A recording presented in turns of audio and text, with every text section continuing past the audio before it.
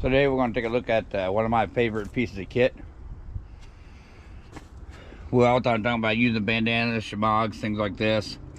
This is a UST Survival Bandana. So on here you're going to find all kinds of information on basic survival, basic camping, navigation, and it's also just a regular bandana.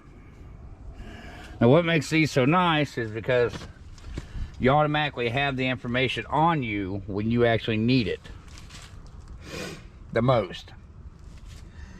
Simple thought processes can slow down or even cease when you're under duress, when you're panicking.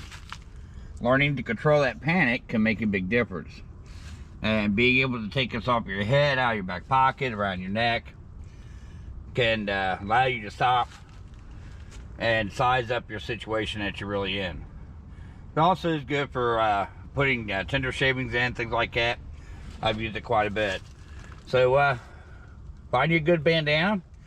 There's a lot of them out there, from star navigation to survival, and keep a couple. They're handy.